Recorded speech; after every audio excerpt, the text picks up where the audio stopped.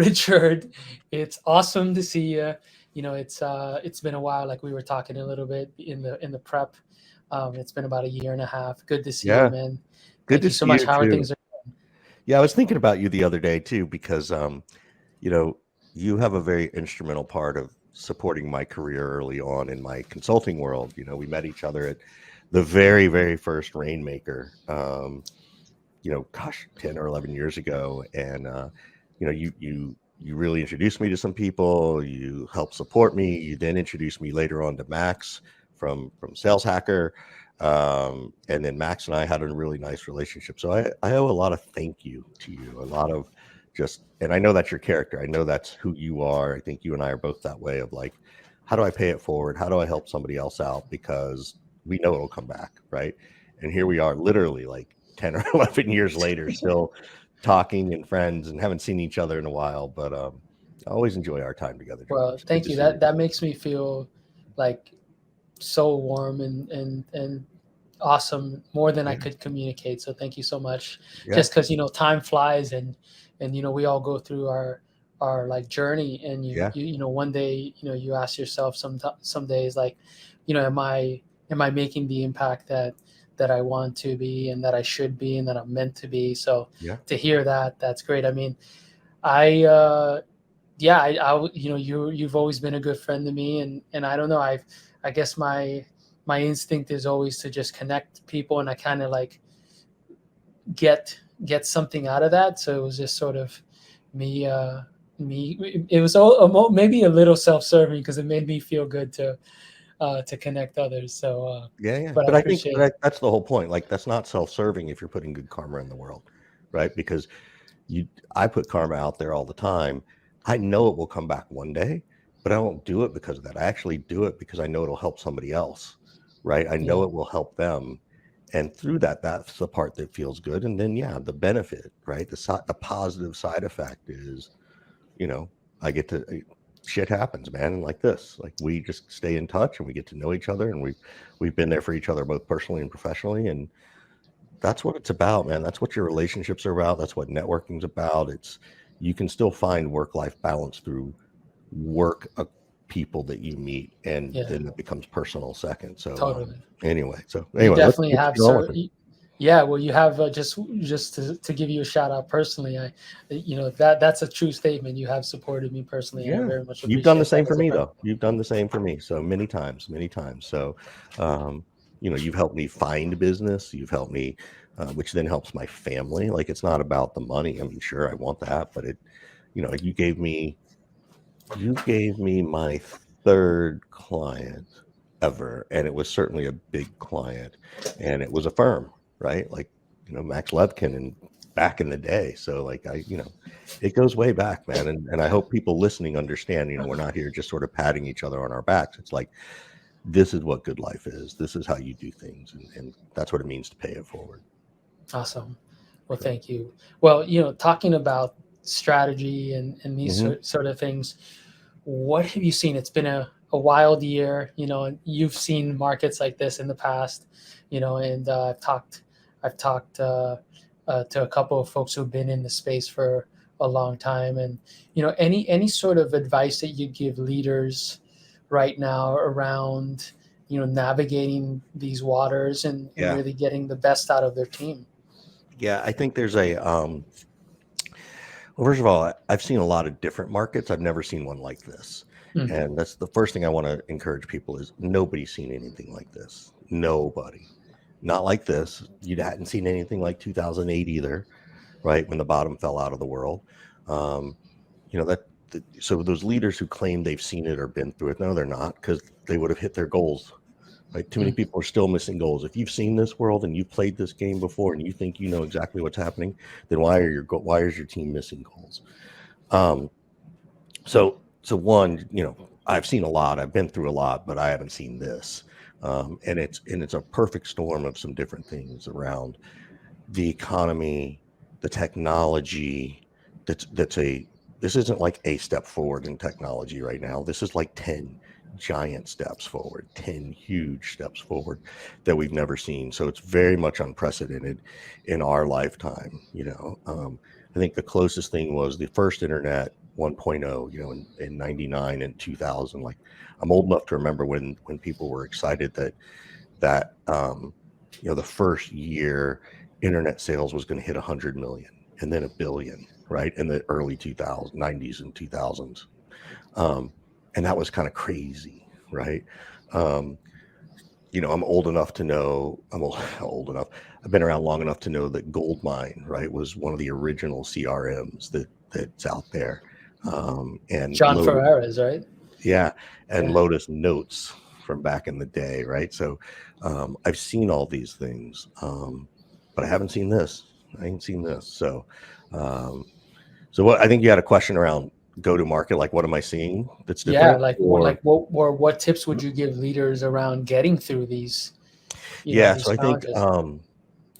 I think that there's a couple of things happening, right? Like I think Scott Leese has been pushing this hardcore, is that it's not about go to market, it's about go to network, right? There's just so much noise that the only way you're really going to get through is referrals, right? Like that's the best way to get through. And I think we've all known that. I think we've all gotten it.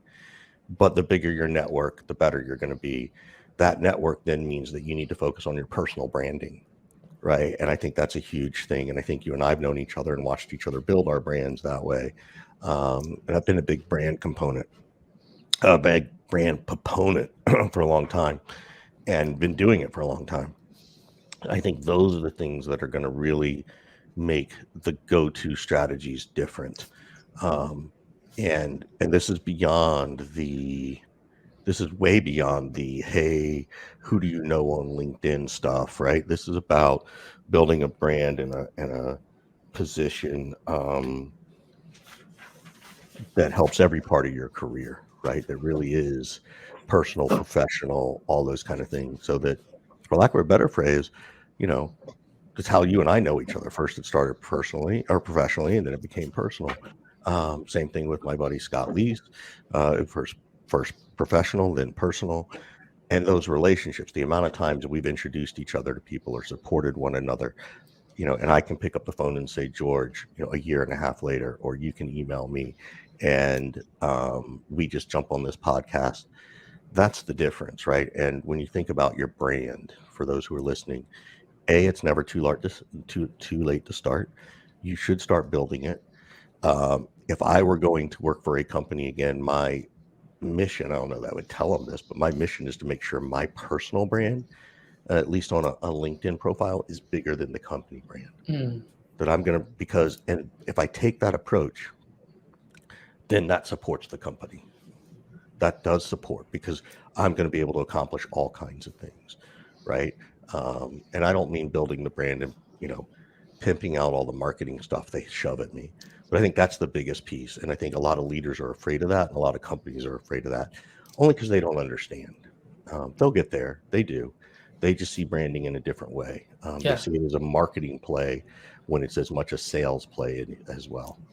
I'm seeing this term people first go to market a couple of times now on LinkedIn, ironically, from like Nick Bennett, some of those folks who are in the B2B influencer marketing space. And so, that really resonates when you say that, because I think it's true. You look at like the folks over at Catalyst, Mm-hmm.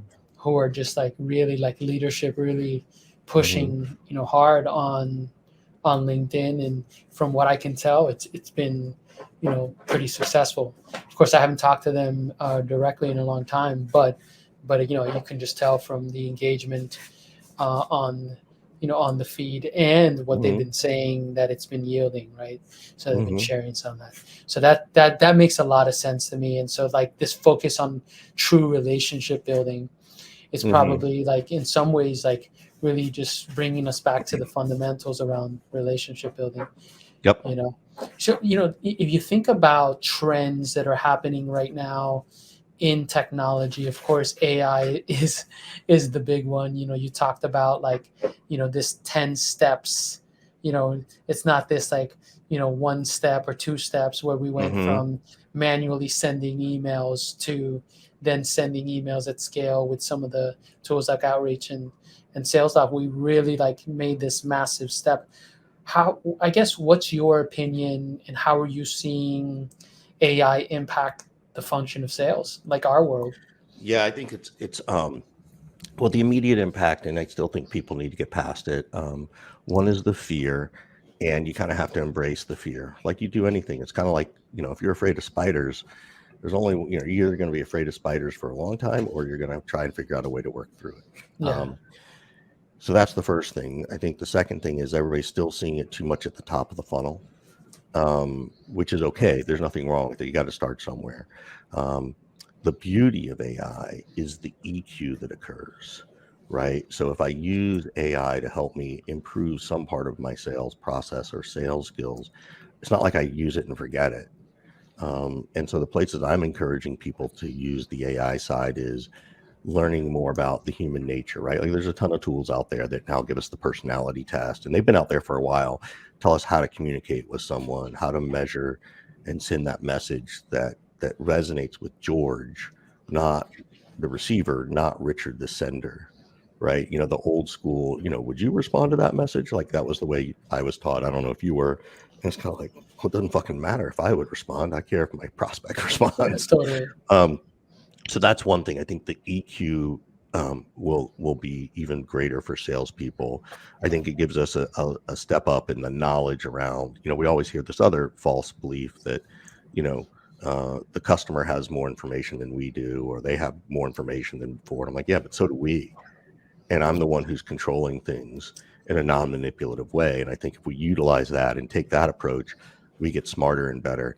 I'm also, I've been using it to well, how do I negotiate with someone in procurement, right? And how do I negotiate with someone in procurement in in this vertical, in this industry? I might even try to put the personality of George Soto in there and see if it comes up with something. And so I think that's a big piece. I also think too, it's going to make us smarter by thinking harder. Like you can't just say, give me a subject line to such and such. You have to become an input master, right? You have to say, I need to send an email to this personality, George Soto. He sells in this vertical, or he's in this vertical. His or her customers are, right? The pains they solve are this. The pains we solve are this. Help write a message. So my input's going to be better. So I'm going to become more thoughtful and thought provoking. That to me is the key piece that we really have to start to embrace. And when we start to embrace that, as the AI advances, then so do we.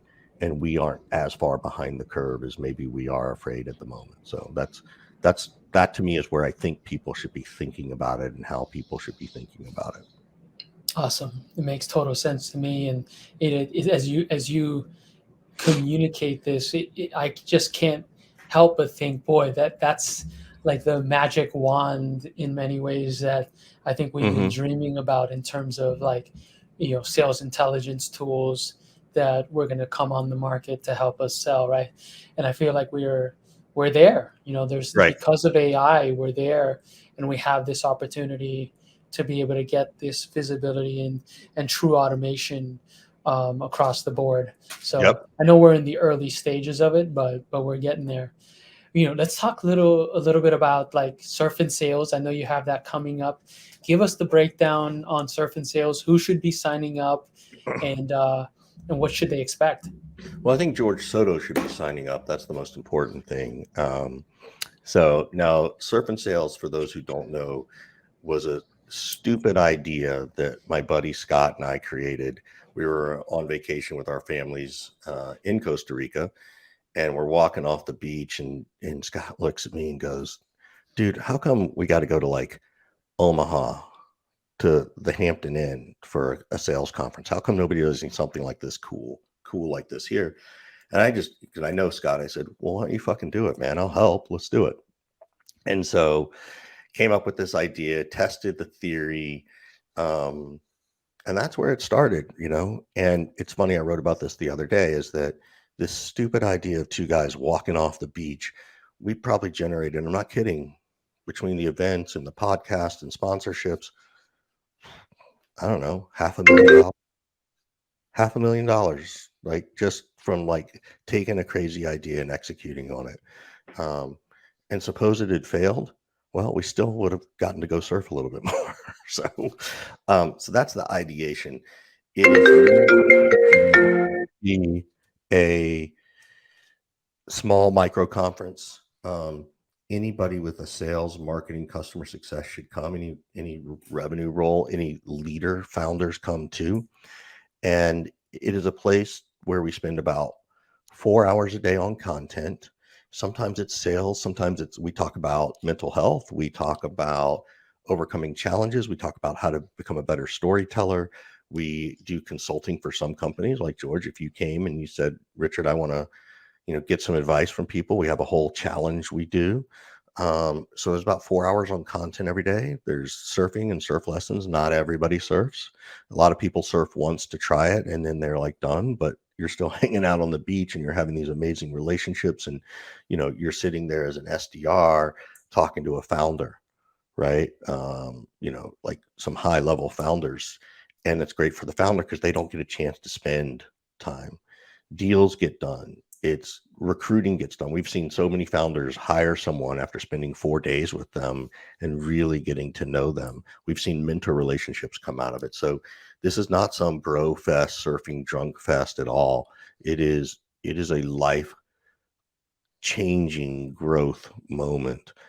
That's something different than what people normally do, and you get everything out of it. We still have communities that we still talk to the people from Surf and Sales One from 2017 or 2018, right? We still do stuff. We're this year we're at a stage where we can actually have an alumni event. So we have two events coming up. One, Congratulations. That's awesome. yeah, thank you. So there's two events coming up in November. So I'll give the shameless plug, which is November 27th through December 2nd, right after Thanksgiving. And then there's an alumni event right after that, December 3rd through the 8th or 9th. And it's just epic, man. It's really worth checking out. And, the podcast, we built the podcast off of it. We've done 400 plus episodes of the podcast, interviewing all kinds of people. I think you might have been part of season 1, if I'm not mistaken. So it's just, I appreciate you giving me like 3 minutes to plug my stuff, but I hope people can hear the sincerity that this is something, a lot of people, it's on a bucket list. I'm doing it. And it's like, it's time to check it off the bucket list. Like it is like, it will forever change your life and your existence. And you will have new lifelong friends and acquaintances and a network that you will never, ever experience again. So. Awesome. Well, Richard, thank you so much for being on the show and bestowing your wisdom, telling us about Surf and Sales. If folks want to learn more or sign up to Surf and Sales, Yeah. what are the best channels or I mean, URLs it's to easy, reach you? it's surfandsales.com. I'm crazy. If people are listening, 415-596-9149, 415-596-9149. It's my real legit cell phone number. Text me. Let me know you heard about it here with George. We'll give 10% off to anybody who references this show, just if you're coming. But you can also contact me there or on LinkedIn, and I'll support you like I support George. You got a personal question, I'll answer it. You got a business question, you're trying to interview, you're trying to get more interviews. Like, it doesn't have to be about surf and sales. This is about karma and life. And I appreciate you giving me and the event the time to talk about it. And hopefully people got some advice on the AI side of stuff. Absolutely. Well, thanks again, my brother. I hope to see you in person soon. Yeah. And much love and big hugs. Likewise, big hugs. And it's time for you to come to Surf and Sales, buddy. I think so. All All right. right. Have a great day. All right, bud. Love you. Love you too.